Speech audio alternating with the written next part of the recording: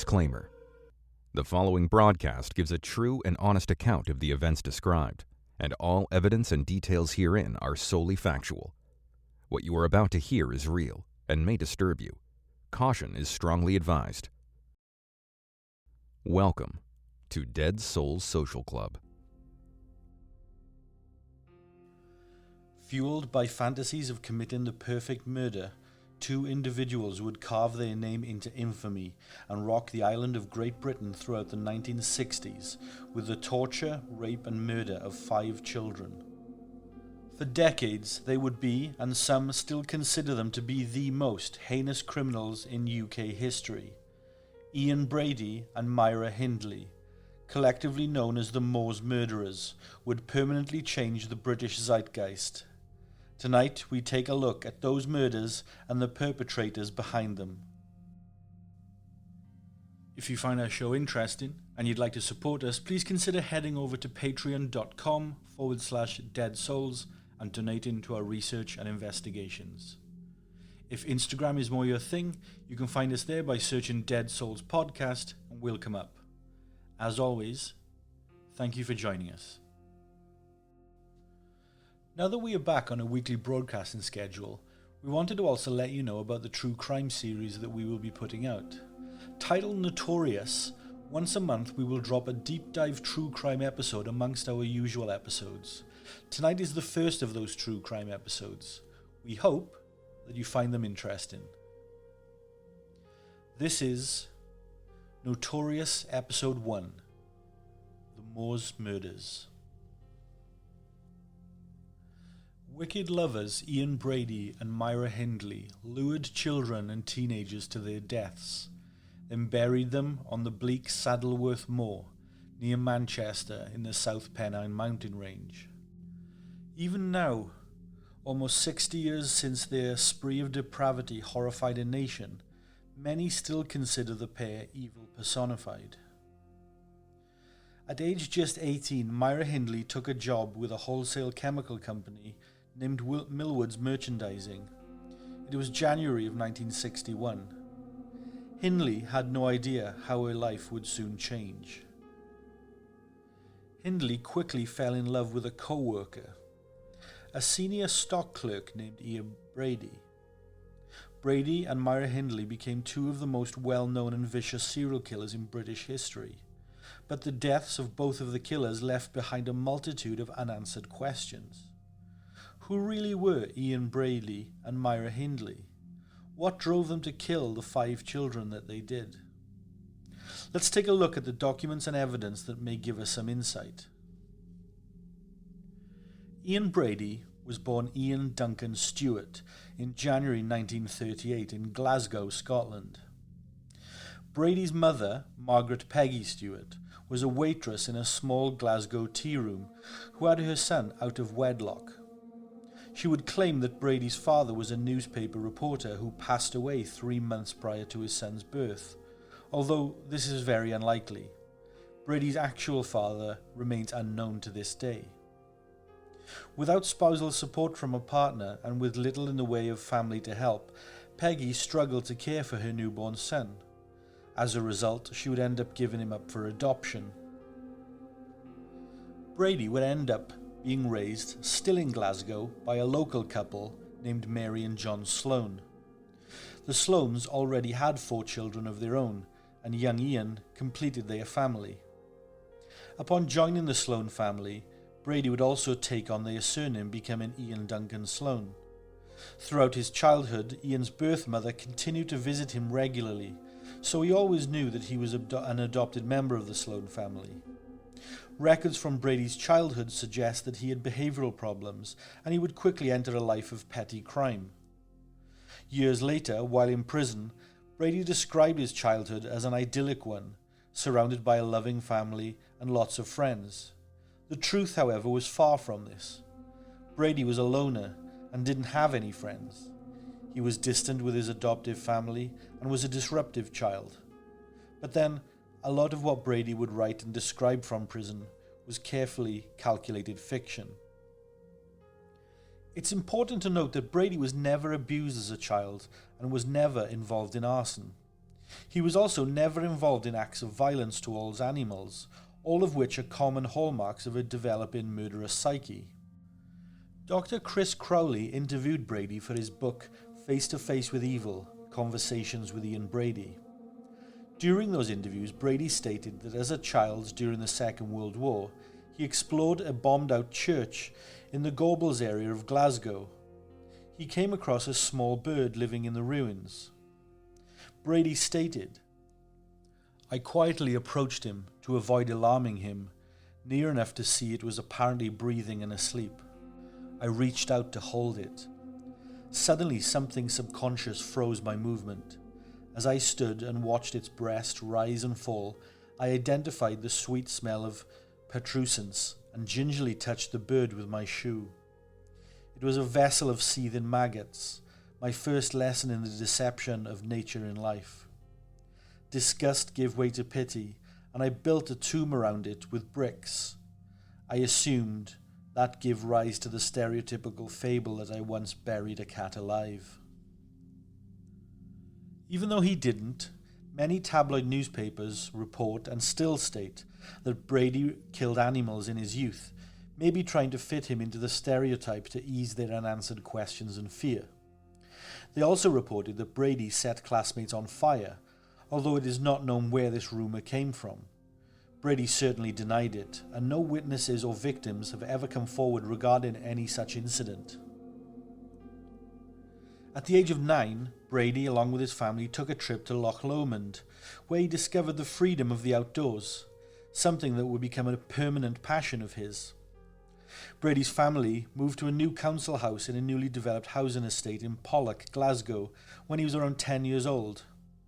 Shortly after, he enrolled at Shawlands Academy. Shawlands was a high school for gifted children, something which Brady was very much one of. Brady's behaviour nosedived as a teenager, however, and all of his progress in academia was wasted. At the age of just 15, Brady dropped out of school after he was twice arrested for burglary and appearing before the juvenile courts. He got a job briefly at the Heartland and Wolf shipyard in Govan, Glasgow. It was nothing special, just a tea-boy role which Brady hated. He then switched this up fairly quickly and became a butcher's messenger boy. Brady thought he was above all these jobs though, an arrogance and ego which would stay with him throughout life. Brady's behavioural and minor crimes continued. He was placed in a remand home and later arrested for another minor offence and was placed on probation. Brady had 9 criminal charges against him when he would appear in court this time around. Following sentencing, he was set probation conditions that he must reside with his biological mother, who had now relocated to Manchester in England. Brady's mother had married an Irish fruit merchant named Pat Eric Brady, and after joining his mother and Pat Brady would soon adopt his stepfather's surname. Brady got on well with his stepfather.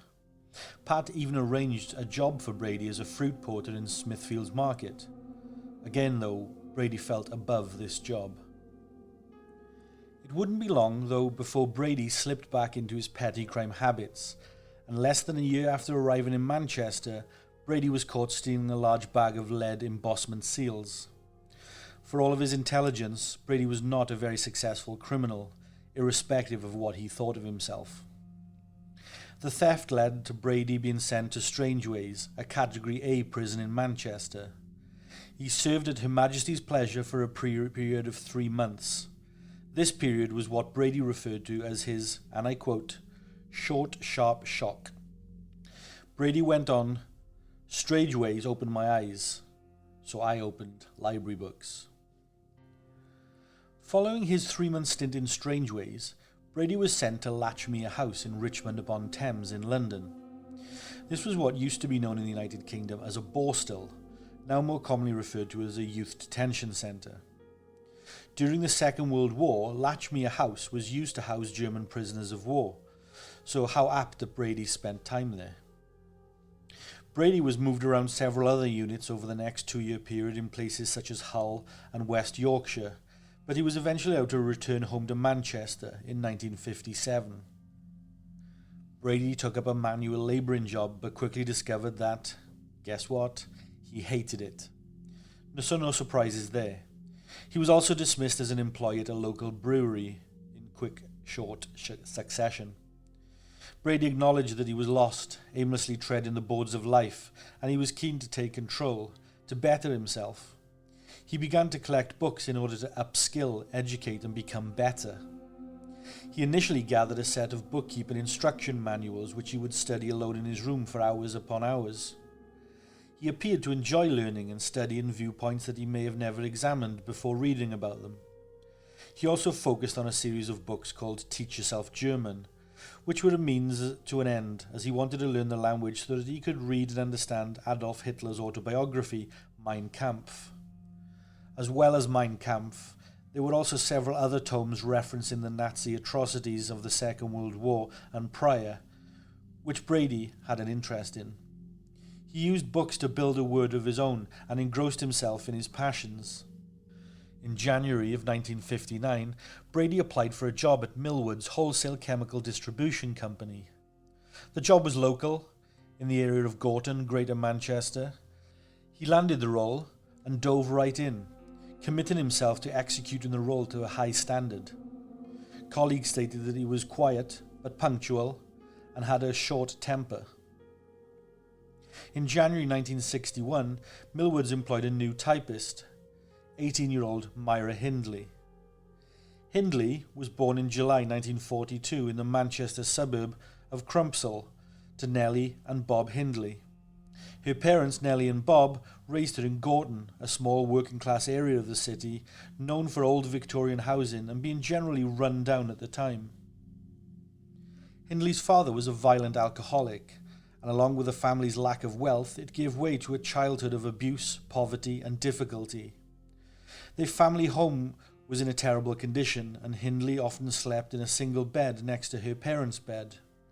When her sister Maureen was born in April 1946, things declined and tensions grew even worse. The family couldn't continue to look after both children, nor did they have the room for both, so Myra was sent to live with her grandmother when she was just 5 years old. When Myra was 8 years old, a local boy attacked her and scratched her cheeks, causing bleeding. She burst into tears and ran to her father for sympathy and support. But he only retorted with a threat that if she didn't retaliate against the boy who hurt her, then he would hurt her even worse. This would cause a change in Myra, and she did as her father told. She beat and kicked the boy, never being afraid to defend herself again.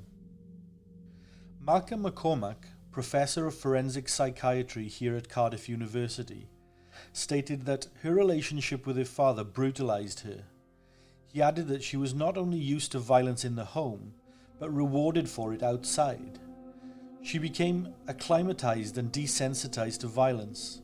Her father's abuse made her apathetic to brutality.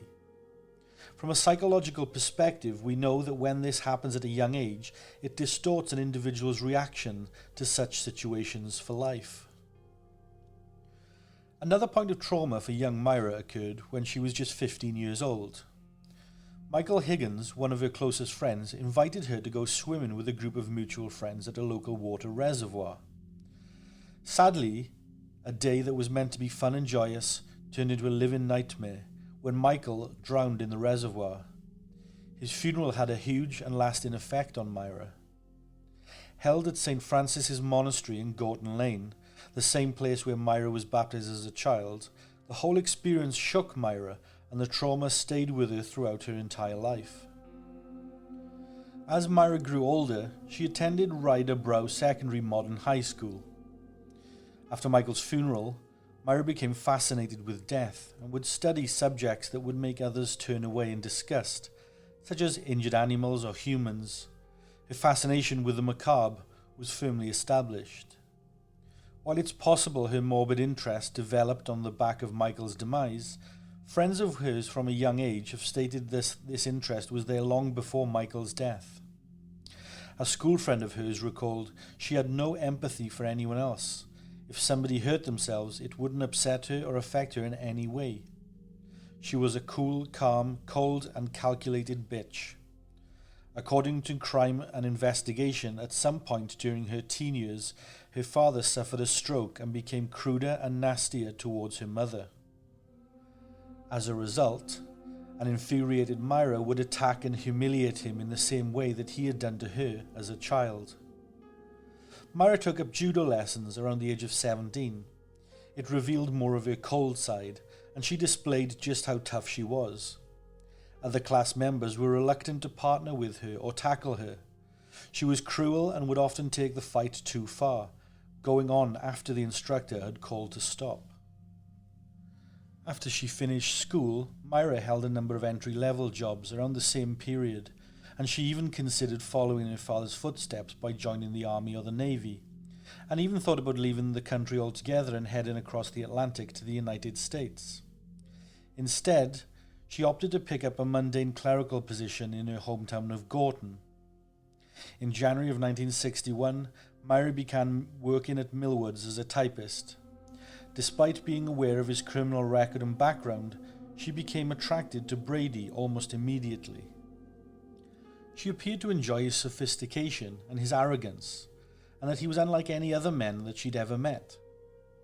Shortly after she began working at Millwoods, she began to keep a diary in which Myra essentially tracks her obsession with Brady.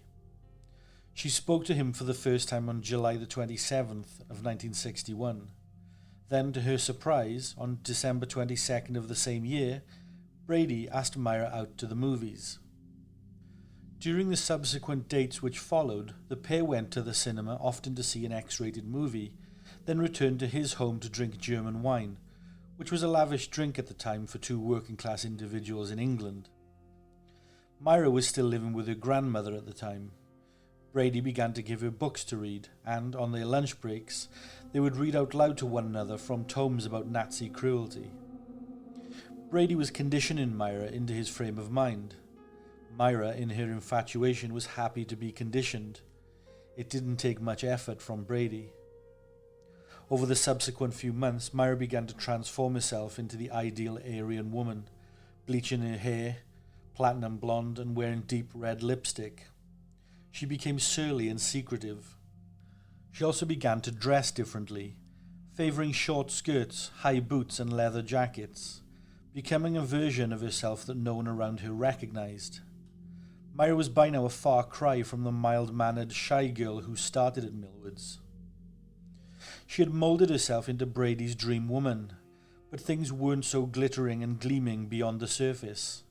Myra was concerned about some of Brady's behaviours. In a letter Myra wrote to a childhood friend, she documented the time when he drugged her and sexually abused her while she was unconscious. Myra hung on every word that Brady spun her, though. She would state that, and I quote, "Within months of our relationship beginning, he had convinced me that there was no God at all. He could have told me that the earth was flat. The moon was made of green cheese and the sun rose in the west, and I would have believed him. Such was his power of persuasion." Some early reports from the press stated that the couple's crimes were the result of her being brainwashed by Brady, and an aura of lies and urban legends in some parts still perpetuate this myth, but don't be drawn in by these theories. Yes, Myra was infatuated by Brady, but her scruples, mind and behaviours were already there and entirely her own. Brady was the fuel, Myra was the match. In the months after they began dating, both Brady and Myra became a lot less sociable and outgoing. They frequented the library, taking out more books on crime, torture and philosophy, as well as reading works by Friedrich Nietzsche and the Marquis de Sade. Yes, the French nobleman who wrote about violent and cruel sexual fantasies, and also the words of Dostoevsky.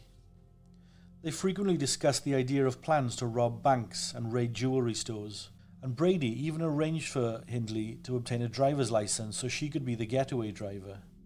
Their plots and plans, however, never came to fruition. Brady also purposefully befriended the president of the Cheadle Rifle Club, George Clitheroe, and on several occasions they would visit the shooting ranges in Stockport together. Clitheroe was very puzzled by Myra's interest in guns. She certainly didn't seem to fit the average visitor to the range, or most with an interest in firearms that he knew. That aside, however, he was happy to arrange for Myra to purchase a .22 caliber rifle from a gun merchant. She also asked to join the pistol club, although her application was rejected because she was a poor shot, and often bad-tempered along with it. Still, she managed to secure 2 more guns from club members, including a Webley .45 and a Smith & Wesson .38. In addition to their passion for guns, Brady and Myra bonded over their love of photography. Brady already owned a box Brownie camera, which he used to capture images of Myra's dog Puppet. He soon upgraded to a more advanced model camera to use for more and more ambitious projects, and also purchased darkroom gear and lighting equipment. Brady soon joined Myra and her grandmother and moved into their home in Bannock Street. But in the summer of 1963, the couple's relationship and lives would change forever. Brady began to talk about the perfect murder. He often spoke to Myra about the 1956 book Compulsion, written by Maya Levin. The book is a fictionalized version of the crime committed by Leopold and Loeb in Chicago in 1924. I have briefly discussed Leopold and Loeb in a previous episode in passing for those who remembers that, although I have not dedicated an episode to their crimes or gone into the details of what they did. But Leopold and Loeb were 2 wealthy university students who kidnapped and murdered 14-year-old Bobby Franks in Chicago in May of 1924. They felt their plot would show their intellectual superiority, which enabled them to carry out the so-called perfect crime without consequences. It was widely considered that the crime of the century at the time that it occurred. Both men, however, Leopold and Loeb, ended up being caught and sentenced to life in prison plus 99 years. Loeb was murdered in prison by an inmate in 1936, while Leopold was released on parole in 1958 and would eventually die in 1971. At the time that Brady and Myra were reading about the pair, Leopold was very much still alive, well, and a free man. Brady was obsessed with committing the perfect murder. Myra was obsessed with pleasing Brady. The murders. On July 12, 1963, having spoken about Brady's desire for the perfect murder, the couple made a plan of action. Brady instructed Myra to hire a van, and she drove it around the streets of Manchester with Brady on his Triumph Tiger Cub motorbike, trailing behind and looking for his ideal victim. When he spotted one, Brady told Myra he would flash his headlights as a signal for her to pull over in the van. The couple drove down Gorton Lane, and Brady signalled Myra. He spotted an 8-year-old girl walking alone, but Myra recognized the child as a neighbor of her mother's, and so they kept driving. Sometime just after 7:30 p.m., however, they spotted 16-year-old Pauline Reed as she walked down Froxmore Street. She was on her way to a local dance. Again, Myra knew the girl. She was a friend of her younger sister Maureen's, but Myra didn't know her well enough to abort their plan. Myra slowed the van and pulled up beside Pauline. She asked Pauline if she wanted a ride, and the teenager accepted. Now, in the van and hidden from eyes, Myra asked Pauline if she would first help her look for expensive gloves that she'd lost on Saddleworth Moor, just a short drive away.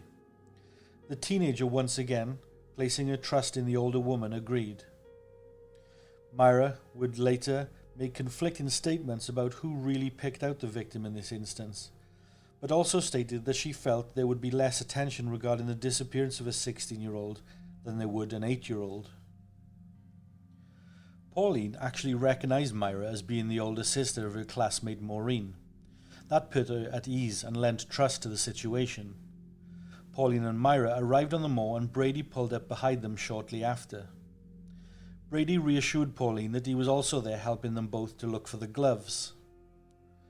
A few short minutes went by where the three searched on the moors for gloves that didn't actually exist. Then, Brady guided the teenager to follow him into a hidden and secluded spot deeper on the moor. Myra climbed into the driver's seat of the van and watched the events unfold before her. He returned alone after 30 minutes and took his girlfriend to the spot where Pauline lay naked and dying, her clothes strewn and in disarray. The wounds to her throat included a 4-inch incision across her voice box, which had almost decapitated Pauline. The injury had been inflicted with considerable force and malice. Her necklace and the corner of her coat had been pushed into the throat wound. When Myra asked Brady if he had raped Pauline, he replied with, "Of course I did." Following Pauline's murder, Myra waited with the body for Brady, who went to retrieve a shovel that he'd stashed nearby on one of the couple's previous trips to the area. Brady then buried the body while Myra returned to the van. Myra would later deny being actively involved in the rape and murder of Pauline. Brady would argue that she most certainly participated in the sexual assault too, however. Shortly after Pauline went missing, a police investigation was launched. At the time, it made little progress. Nobody had seen Pauline around the time of her disappearance. She had seemingly vanished into thin air. Pauline's boyfriend, 15-year-old David Smith, was initially a prime suspect in the case. Smith had a number of past criminal convictions, including actual bodily harm and housebreaking. Smith's first crime was wounding with intent, which occurred when he was just 11 years old. So to the police, they almost certainly had their man, or boy even in this case. However, David was later cleared of involvement following the provision of an alibi, although police still kept one close eye on Smith. Brady, who knew the drama and circus that surrounded Pauline's disappearance, laid low following the murder. But on the evening of November the 23rd, just 5 months after they abducted Pauline Reed, Brady and Myra struck again. Their taste for blood had been acquired and its habit was formed. They spotted 12-year-old John Kilbride at a market in the town of Ashton under Lyme. A slightly different setup from before, Myra had rented a Ford Anglia this time, and Brady accompanied her in the same vehicle. Myra pulled up alongside John and offered him a lift home. Myra told him that his parents might worry that he was out too late. Myra also promised him a bottle of sherry if he got in the car. John happily obliged and got in. Once inside the Anglia, Brady said that they would need to take John towards their home on Bannock Street to collect the sherry. As they got closer to this location, however, Brady then suggested another detour. Brady again brought up the story of the expensive gloves belonging to Myra that were lost on the moors. Brady asked John if he would help Myra and him look for the glove, something which John was more than happy to help with. Once the group arrived at Saddleworth Moor, Brady took John and headed off to a quiet, isolated spot away from Myra. While she waited in the vehicle, brazenly smoking a cigarette, Brady sexually assaulted John, exposing him to horrific and tortuous sexual acts. Once Brady was finished, he attempted to slit John's throat with a 6-inch serrated blade that he was carrying. John, however, put up too much of a fight. He struggled, and in the pandemonium of the moment, Brady strangled John with either a piece of string or a shoelace. Following John's disappearance, an extensive search for him was launched. More than 700 statements were taken from the public by the police, and 500 missing persons posters were printed and issued throughout the city of Manchester alone. 8 days after John had vanished, more than 2,000 volunteers searched derelict buildings, wasteland, and vacant lots looking for the missing boy. Myra hired a van on the morning of December the 21st, around a month after John's disappearance, to make sure that the burial sites of both he and Pauline had not been disturbed. The couple's third victim was 12-year-old Keith Bennett, who Brady and Myra abducted in the early evening of June the 16th, 1964. Myra asked Keith for his help with lifting some boxes into another rented vehicle, telling him that she would drive him home afterwards. The young boy had been walking to his grandmother's house in Longsight, a small inner-city suburb of Manchester. Keith agreed to help Myra, and afterwards they agreed Myra would drive him to the mall. Brady, who was in the back of the van, took Keith to look for Myra's lost glove on the moors. Like the previous murders, Brady returned to Myra alone 30 minutes after arriving on the moors, clutching a shovel. He brazenly told Myra that he had sexually assaulted and strangled Keith using a piece of string. The investigation into Keith's disappearance, like the others before them, was relatively short-lived. Keith's stepfather, Jimmy Johnson, was initially a suspect, and police submitted him to intense questioning 4 times over the course of the following 2 years. Detectives also searched beneath the floorboards of the family home looking for Keith's remains there, but discovered nothing of importance to the case. The police did, however, identify that all the houses were connected beneath the floorboards by a street-long crawl space. This led detectives to then scour the entire street for the missing 12-year-old, but their attempts to locate him were fruitless. On August the 15th, just 2 months after the disappearance of Keith Bennett, Myra's sister Maureen married David Smith, her partner. Smith had been dating Pauline Reed at the time of her disappearance. The couple's marriage was swiftly arranged and took place at a registration office. Maureen was already 7 months pregnant, something that was looked down upon at the time, so the wedding needed to be completed as soon as possible. The Hindleys did not attend the ceremony, as they, including Myra, did not approve of the marriage, with Myra and Maureen's mother deeply ashamed that Maureen had gotten pregnant outside of wedlock. After the couple were married, they initially moved in with David's father. Just 1 day later, Brady suggested that David and the 2 sisters go with him to Windsor for the day, a 414-mile round trip. This was David's first time meeting Ian properly, and they seemed to hit it off. Brady was impressed with David's demeanour, while David paid for Ian's food and drinks during the trip, while they discussed society, socialism, and the possibility of robbing a bank. It would be the first of many group trips that the 2 couples took together, and while Myra became closer to Maureen, she also became weary and somewhat jealous of David's relationship with Brady. Shortly afterwards, Brady, Hindley, and her grandmother were rehoused by Manchester City Council as part of the post-war slum clearance in Manchester, and they moved into a new home at 16 Wardlebrook Avenue in a newly built estate in Hattersley, which was then part of the county of Cheshire, though now forms part of Greater Manchester. Here the couple became friendly with an 11-year-old girl who lived nearby, by the name of Patricia Hodges. She would regularly accompany the couple on their trips to Saddleworth Moor, where they collected peat soil together. The collection of peat soil was a fairly common occurrence for people living on the newly built estate at the time, because the existing garden soil was full of clay and builder's rubble. Thus the peat soil from the moors helped to improve the garden soil. Patricia was never harmed by the couple during their killing spree. This was likely because she lived nearby and was known by many neighbours to spend time with Brady and Hindley, which would make it easy for the police to link her disappearance back to the couple if anything should happen to her. On December the 26th, 1964, the couple went out to look for their next victim. An 11-year-old girl named Leslie Ann Downey was found by Brady and Hindley alone at a fun fair in Ancoats, an area of Manchester.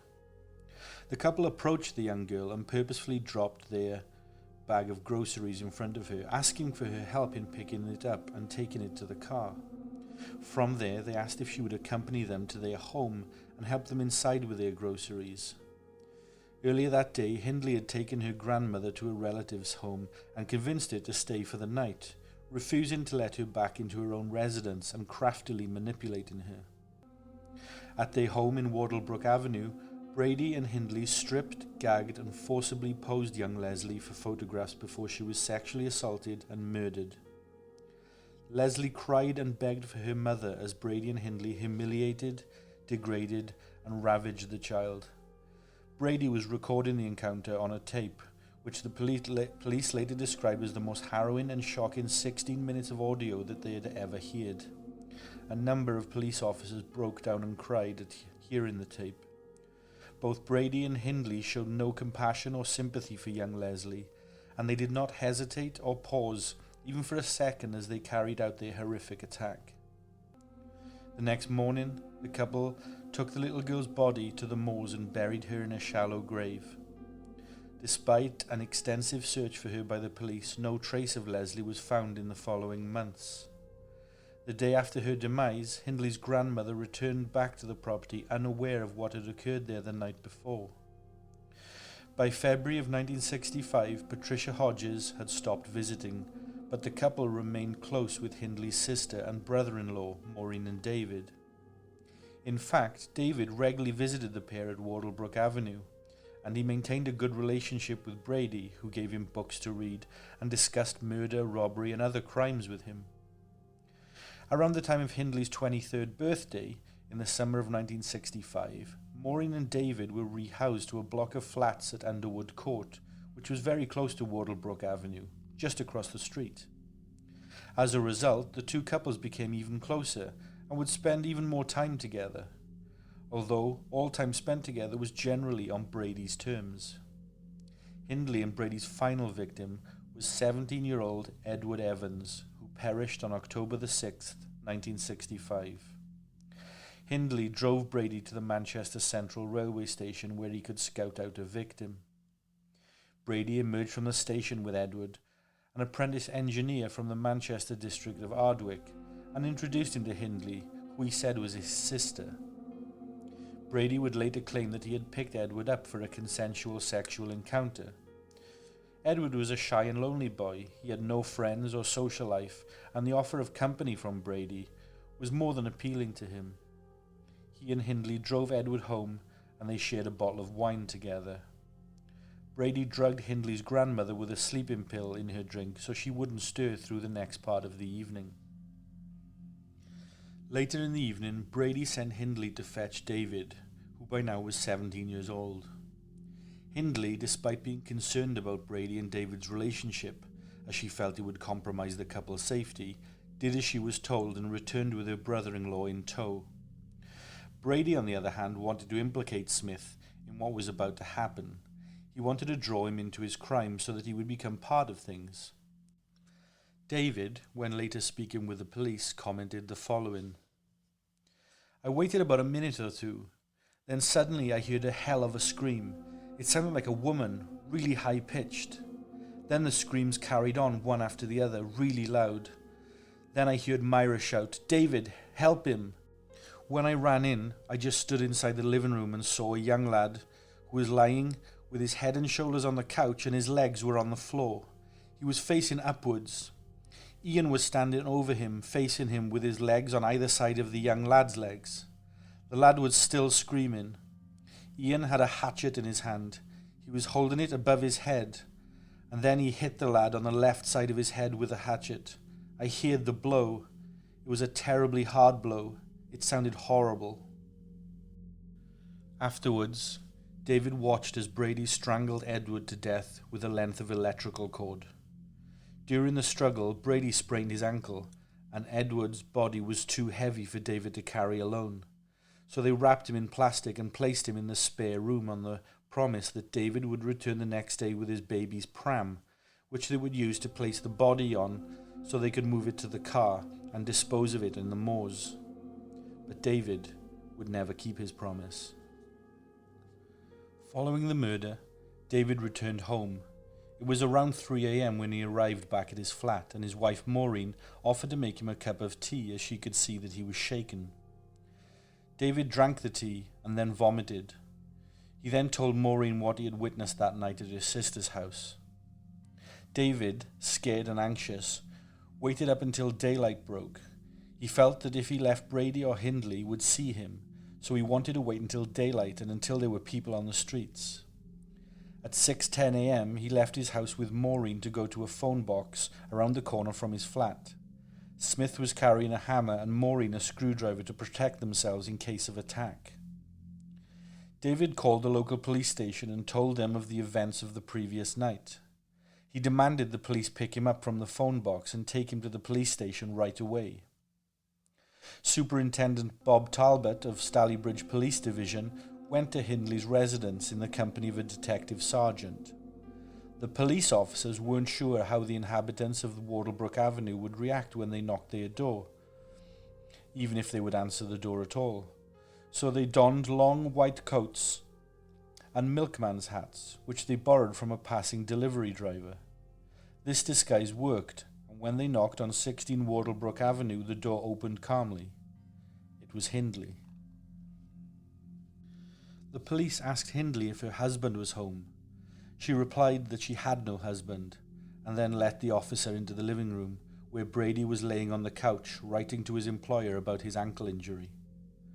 Superintendent Talbot explained that he was investigating an act of violence involving guns which had occurred one night earlier and needed to look around the premises. The police asked Hindley to allow them access to their spare bedroom, which was locked at the time, and she claimed that the key was at her workplace. When the officers offered to go and collect the key, Brady told her to just hand the key over to the police, so she did. When the officers accessed the room and saw the body of Edward Evans, they immediately arrested Brady on suspicion of murder. Brady argued that Eddie and him had a row and the situation simply got out of hand. The police officers, however, didn't believe him and they took Brady in for interrogation. Brady claimed that he and Edward had got into a fight and that he and David had killed Edward together.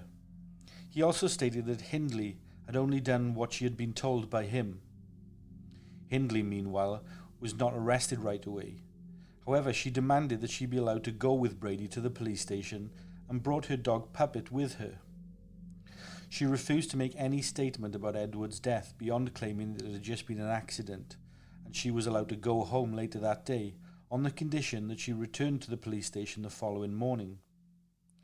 During the next 4 days, Hindley visited Millwoods and asked to be dismissed by the company so that she could collect unemployment benefits. While at Millwoods, she found an envelope belonging to Brady, which he burned in an ashtray. She later claimed that she didn't open it, but believed it contained plans for committing a bank robbery. On October the 11th, Hindley was arrested and taken into custody. She was charged as an accessory to the murder of Edward Evans. She was remanded at Her Majesty's Prison Risley in Warrington.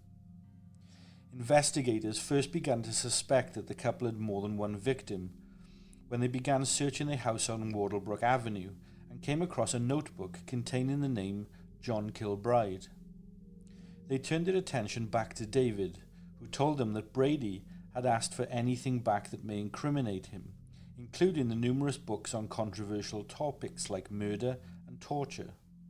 He then packed the items into a suitcase. David, however, had no idea where Brady had taken the suitcases afterwards, although he noted that his brother-in-law had a thing about railway stations. On October the 15th, the authorities headed to the railway station and discovered that the lost luggage office had suitcases belonging to Brady. It was a complete off-chance and discovery by luck. They had found the claim ticket inside his prayer book. Inside one case, they discovered 9 pornographic photographs of Leslie Ann Downey, as well as a 16-minute audio tape recording of the girl screaming, crying and begging to be allowed to go home to her mother. Both Hindley and Brady's voices were also clearly audible on the tape. While looking for further information on Hindley and Brady, law enforcement officers came across their neighbour Patricia Hodges, who was by now 12 years old. She told them that she'd been taken to Saddleworth Moor on several occasions by the couple, and she was able to point out the couple's favourite areas to the authorities.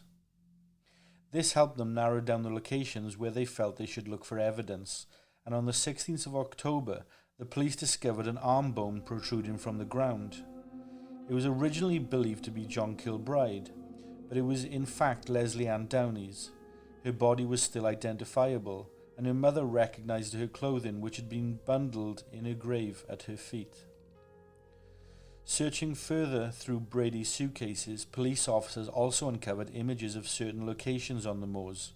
The authorities guessed that the photographs held significance to Brady and Hindley's crimes, an assumption that turned out to be true. David Smith told the police that his brother-in-law had posed for photographic proof of several slayings. So investigators believed that these photos were of burial grounds, and they asked for help from locals familiar with the land in identifying the spots in the photographs. The locations, it was soon discovered, were around the Holland-Brown Knoll area of Saddleworth Moor. On October the 21st, authorities found the body of 12-year-old John Kilbride. That same day, Hindley and Brady appeared at Hyde Magistrates Court. They were both charged with Leslie's demise and brought into the courtroom separately from one another. They were both remanded in custody for a week.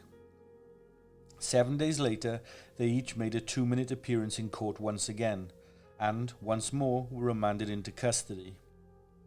Meanwhile, investigators suspected that the couple were involved in more than 3 disappearances, but searches were called off following the discovery of John Kilbride's remains, since it was almost November and the weather conditions were worsening on the moors. When confronted with the existence of the photographs of Leslie Downey, Brady said he took the images, but that she had been brought to his house and taken away again by 2 unidentified men. He claimed the 10-year-old was alive when the men took her away. By December the 2nd, Brady had been charged with the murder of John, Leslie and Edward. Hindley was charged with the murders of Leslie and Edward, and as an accessory to murder in the case of John Kilbride. At the committal hearing, the murder charges remained the same for both parties, though Hindley was not charged with accessory to murder. Instead, she was charged with harbouring Brady with knowledge that he killed John. Over an 11-day period, the proceedings continued before 3 magistrates. By the end of the hearing, the pair were committed, ready for trial at Chester Assizes. In the lead-up to the trial, the police decided that Puppet, Hindley's dog, should be examined so that they could ascertain the dog's age. As many of the photos taken on the moors featured Puppet, sometimes as a puppy, they found that knowledge of the dog's age would help them determine when the images were actually taken. However, Puppet was put under general anesthetic for the examination, and he did not reawaken. Hindley was furious and accused the police of murdering her dog. Investigators noted that it was the first time they had seen her truly upset. In a letter to her mother, Hindley wrote about her heartbreak over her deceased pet. She wrote, "I feel as though my heart's been torn to pieces. I don't think anything could hurt me more than this, as the only consolation is that someone might have got hold of Puppet and hurt him." The trial began on April 19th, 1966, and would last for 14 days. Security screens were fitted to protect Brady and Hindley in the courtroom, and they were both defended by experienced attorneys. Emlyn Hooson QC was Brady's defense, while Hindley was defended by Jeffrey Heilburn QC. Attorney General Sir Elwyn Jones led the prosecution, assisted by William Mars Jones. Justice Fenton Atkinson ruled over the trial. David Smith was the prosecution's key witness. Shortly before the trial took place, David sold his story to the News of the World newspaper for the moderate equivalent of £20,000, with an agreement that he would be paid more in the future. He was paid an additional £15 a week up until the trial, and a £1,000 lump sum if Hindley and Brady were both found guilty. While David was questioned about his deal by the judge and the defence, it was decided by the judge that the money had not substantially affected his testimony. It remained the same as the initial statements that he had given to the police. So, although Judge Atkinson ruled the newspaper's action as gross interference with the case and of justice overall, it was allowed to proceed. Both Hindley and Brady entered pleas of not guilty, while Brady testified for around 8 hours. Hindley testified for 6. During the trial, Brady admitted he struck Edward with an axe, but he claimed that someone else had killed him, noting that the pathologist concluded Edward's death was accelerated by strangulation. This caused the jury to see Brady as an arrogant and pedantic individual. Hindley, for her part, denied knowing that the images found in the suitcase had been taken at or near the graves of the couple's victims. When confronted with the audio tape featuring her voice, along with Brady's and Leslie's, Hindley admitted that her attitude towards the 10-year-old had been brusque and cruel, but claimed it was only because she was afraid the child's screaming would attract attention. Hindley then claimed that when Leslie was undressed, she went downstairs. When the pictures were being taken of her, she was looking out of the window, and when Leslie was being strangled, Hindley said she was running a bath. Neither Brady nor Hindley would admit that it was Leslie's voice on the tape, so the police had to ask her mother to identify it, forcing her mother to listen to her daughter's last tormented and hellish moments alive. On May the 6th, 1966, the jury deliberated for a little over 2 hours before concluding that both Brady and Hindley were guilty on all charges. Since the death penalty had been abolished, they were both sentenced to life behind bars for each murder. Brady would have to serve 3 life sentences, while Hindley would serve 2 plus 7 years for harbouring Brady in the knowledge that he had murdered John Kilbride. Brady was thus sent to Her Majesty's Prison Durham, a Category B men's prison, to fulfil his sentence, while Hindley was sent to Her Majesty's Prison Holloway, an establishment for women and young offenders located in London, which is now closed. At the end of their trial, Justice Fenton Atkinson described them both as 2 sadistic killers of the utmost depravity and recommended that they spend a very long time in prison before even being considered for parole. He saw no possibility of Brady being rehabilitated, but felt Hindley would have a chance when she was out from under the thumb of her boyfriend, stating that, "I believe Brady is wicked beyond belief, without hope of redemption. I cannot feel the same is necessarily true of Hindley, however, once she is removed from his influence." She was later described as a quiet, controlled, impassive witness who lied remorselessly. Following their convictions, the media continued to try and link Hindley and Brady to other disappearances and unsolved murders in Manchester and the surrounding areas. The newspapers suggested that the murderous couple were responsible for the disappearance of Stephen Jennings, a 3-year-old boy who vanished from West Yorkshire in December of 1962.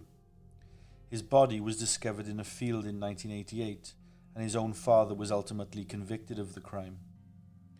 The media became even more suspicious when in 2004 a rumour spread that Hindley had confessed to the murder of a 6th victim, a teenage girl, she said. This caused the press to suspect that the girl in question was 14-year-old Jennifer Teague, who vanished from a children's home in Oldham in the winter of 1964. This story was eventually laid to rest after Manchester police announced that Jennifer Teague was found alive and well.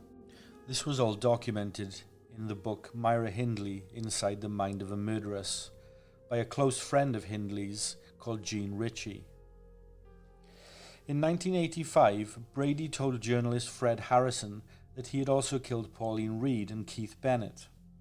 The police had already suspected this because both children had lived near the couple and had vanished around the same time as the other crimes had taken place. In return, Brady wanted to be moved to a secure hospital, and he also wanted to make sure that Hindley would never ever get out of prison. As a result of this confession, the Greater Manchester Police reopened the investigation, and it was led by Detective Chief Superintendent Peter Topping. Topping's first move was to visit Brady, who was then residing in Gartree Prison in Leicestershire, on July 3rd, 1985.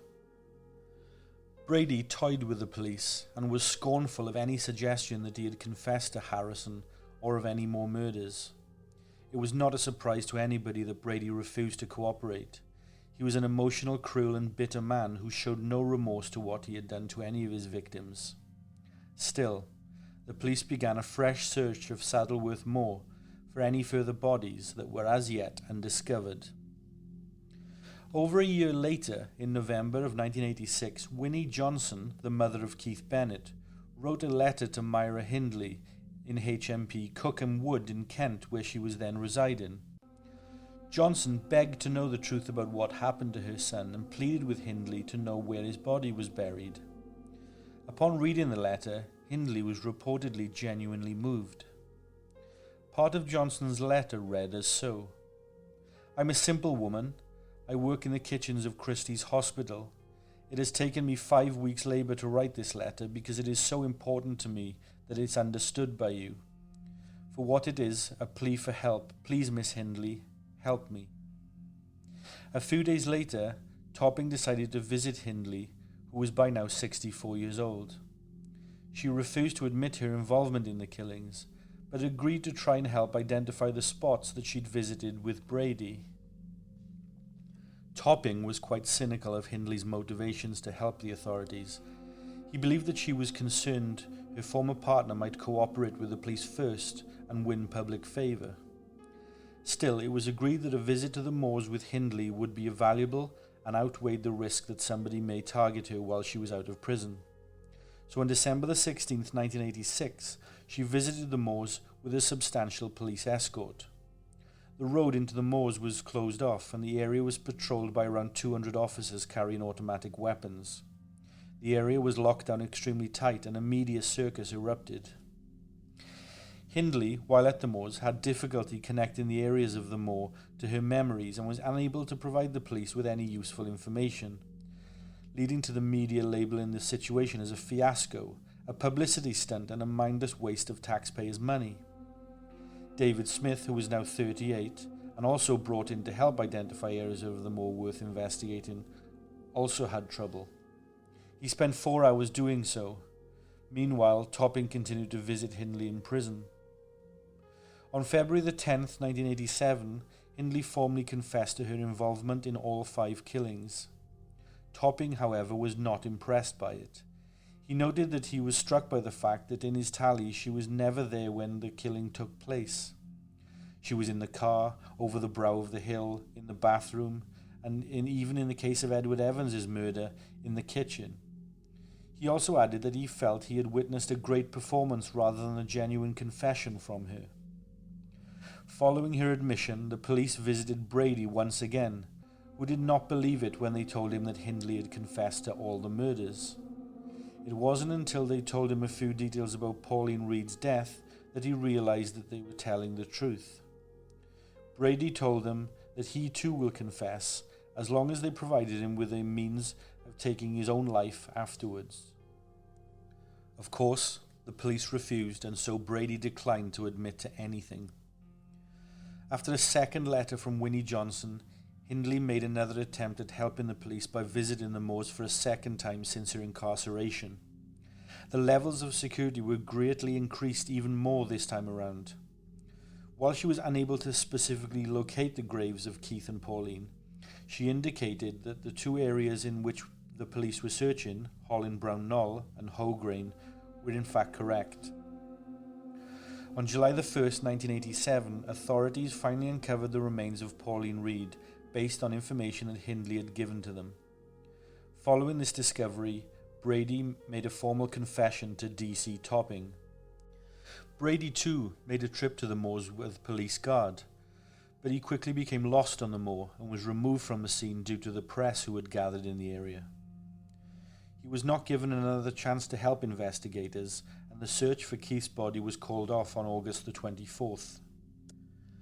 Brady thrived and relished the attention he received from the press. He wrote a letter to a news reporter working for the BBC claiming that he killed 5 more people, including 2 people in Scotland and a woman whose body he dumped in a canal. But the police were never able to find any evidence of these crimes or reports of dead bodies that matched what he described. So an official investigation was never launched. Hindley made it clear that she was not connected with and had no knowledge of these crimes if they had truly taken place. Neither party was convicted further for the additional murders of Pauline Reed or Keith Bennett, since they were already serving life behind bars. Throughout the early and mid-2000s, searches were conducted again by the police in the hope of finding Keith Bennett's body once and for all, but to this day it has never been located. In 2012, there was speculation that Brady had given a female visitor the location of the body, and she was subsequently arrested on suspicion of preventing the burial of a body without a lawful excuse. However, the Crown Prosecution Service announced that there was insufficient evidence to press charges and the case was dropped. Furthermore, in 2017, the authorities requested that 2 locked briefcases owned by Brady be forced open. Police hoped the cases may contain clues to Keith's whereabouts. However, this request was denied on the grounds that no prosecution was likely to occur. In His Majesty's Prison Durham, Brady asked to live in solitary confinement. He spent 19 years in prison until November of 1985, when he was diagnosed as a psychopath and subsequently moved to Ashworth Mental Hospital in Merseyside, a high-security hospital for prisoners. He reportedly made it clear that he never wanted to be released, and nobody, including judges and Home Secretaries, disagreed with his notion. Throughout his time at Ashworth Hospital, he refused to cooperate with his psychiatrist. He sometimes wrote to journalists and novelists and once claimed that he and Hindley planned to stop murdering after 1964. They had, according to him, been plotting to carry out armed robberies instead, and he began to obtain weapons for this very reason. Brady also told Dr. Crowley, the head psychiatrist at Ashworth Hospital, that he hated Ashworth and he whined about the conditions of the hospital incessantly. In 1999, his wrist was broken and he blamed it on the staff. He subsequently went on hunger strike and was force-fed, later being moved to another hospital before recovering. He claimed the hospital had no right to force-feed him and later stated the following: "Myra gets the potentially fatal brain condition, whilst I have to fight simply to die. I've had enough. I want nothing. My objective is to die and release myself from this once and for all. So you see, my death strike is rational and pragmatic. I'm only sorry I didn't do it decades ago. I am eager to leave this cesspit in a coffin." Dr. Crowley claimed that Brady regretted getting caught, but not regretted the murders themselves. He reportedly saw no point in making a public apology, but tried to express remorse through actions instead.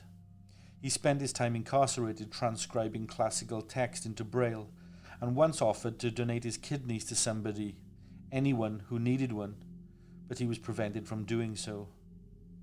Writer Colin Wilson, whom Brady exchanged letters with, claimed it was because these attempts to express remorse were thrown back at him that he began to contemplate suicide. A female friend sent Brady 50 paracetamol pills inside a hollowed-out book in 2006, but the tablets were intercepted by authorities. Still, many of Brady's actions behind bars show a man who had no remorse and wished only to inflict pain upon others. In 2005, Brady wrote a letter to Winnie Johnson, claiming that he could take police to her son's body but they would not allow it. He reportedly referred to Keith by his name in the letter. Hindley, for her part, logged an unsuccessful appeal against her conviction immediately after the trial. She exchanged letters with Brady after they were imprisoned until 1971, when she ended their relationship. She continued to correspond with him several months afterwards, but letters between the two became few and far between. According to Hindley, she'd fallen in love with a prison warden named Patricia Keynes. Later, Hindley petitioned to have her status as a Category A prisoner changed to a Category B prisoner, which was granted. This allowed her to be able to take an escorted walk outside, although the press despised that one of the most famous child killers in the country was allowed such freedoms. At one point, she attempted to escape from prison with the help of Patricia Keynes. Copies of the prison keys that Keynes had made were intercepted by an off-duty police officer, and Keynes was sentenced to 6 years in prison for her part in the scheme. In 1977, the BBC produced a programme which debated Hindley's future. It featured two teams, one who argued for Hindley to be released, and the other who argued against her release. Originally, it was agreed that she would spend 25 years in jail before being considered for parole.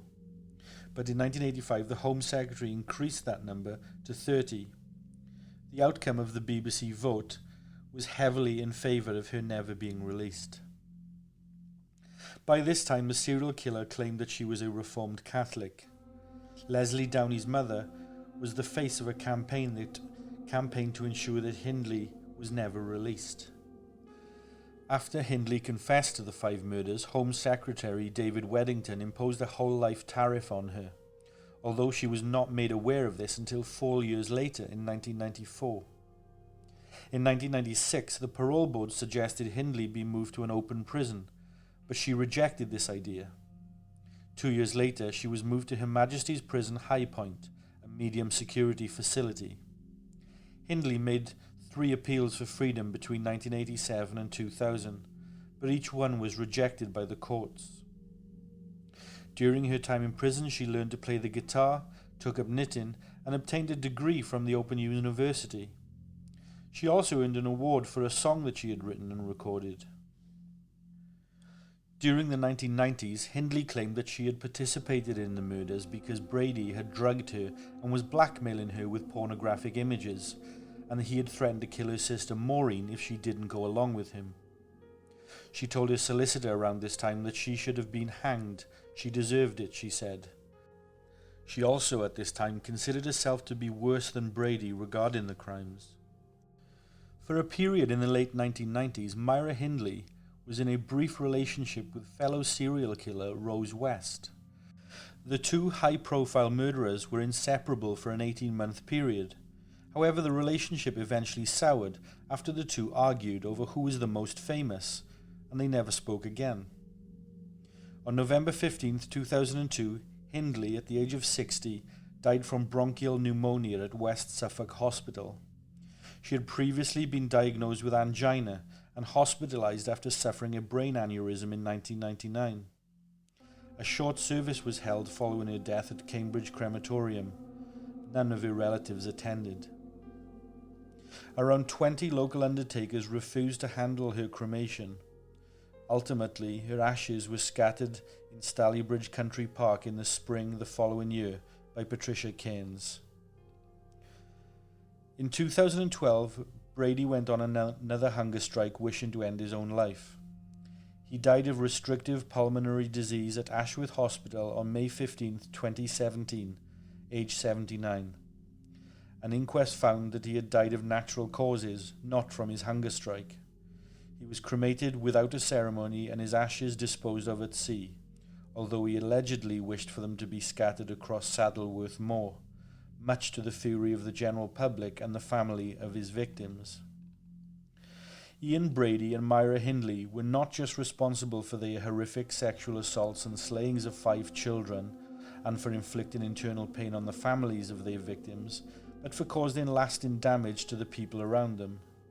David Smith, following the trial, became reviled by the people of Manchester because he profited from the murders. Maureen, who was 8 months pregnant at the time of the Brady and Hindley trial, was attacked near to where she lived with David. Their home was frequently vandalized and they regularly received hate mail. Maureen later stated that she could not and was afraid to let her children out of her sight as they were growing up. David spent some time in prison after stabbing a man during a fight in 1969. He was behind bars for 3 years, and he and Maureen's children were taken into care.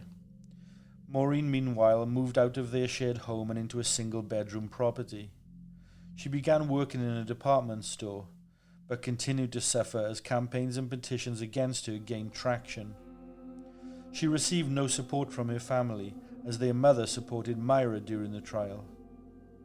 After David left prison, aged 24, he moved in with a 15-year-old girl who became his second wife. He was also able to gain custody of his 3 children. He and Maureen divorced in 1973, and she went on to marry a lorry driver with whom she had a daughter. Maureen eventually made up with her mother, and they visited Hindley in prison on numerous occasions. Sadly, Maureen died in 1980 from a brain hemorrhage. At Maureen's funeral, the father of John Kilbride attempted to attack the daughter of Maureen's husband from his previous marriage. He mistook her for Hindley. Winnie Johnson, the mother of Keith Bennett, continued to visit Saddleworth Moor looking for any signs of her son's body until her sad death in August of 2012. In 1987, the local council decided to demolish Brady and Hindley's home on Wardlebrook Avenue due to excessive media interest and vandalism, creating unpleasantness for the local residents. Notably, although Brady was the one sexually assaulting the children and holding the murder weapon, Hindley took much of the blame and the brunt of the hatred from the general public, which was not helped by a constant attempt to gain freedom on her part, or the fact that she waited around 20 years before confessing to her involvement in the crimes. For many people at the time, her participation in such brutal and cruel acts of violence was a shock to the system. Even today, people have difficulty with the concept of a woman being aggressive and committing horrendous crimes, especially toward children. Author Helen Birch described Hindley as synonymous with the idea of feminine evil. What motivated Hindley? Whether she truly was threatened and blackmailed by Brady, or whether it was because she wanted to feed her own sinister urges, we will likely never know. Similarly, how involved she was with the crimes will continue to remain unclear. We only really have her word for how much she participated, which changed on numerous times over the years. Brady, meanwhile, appears to display the traits of most serial killers: a distinct lack of guilt, a twisted need to turn his victims, and a desire for power and notoriety. The evil of Myra Hindley and Ian Brady is still felt today, and while they confess to 5 murders, many people believe that there are countless more victims waiting to be found. Thank you for taking the time to listen to our show tonight. Be sure to leave us a 5-star review on your chosen podcast platform and subscribe to our show so that you never miss an episode. Our shows aren't sponsored by any company or corporation, so any support you can give us goes a long way in supporting the work that we do. Visit deathcult.com for more information on how you can help us and support our broadcasts. There you can also find links to our socials, Patreon, and episodes. From all of us here at Dead Souls, sleep tight.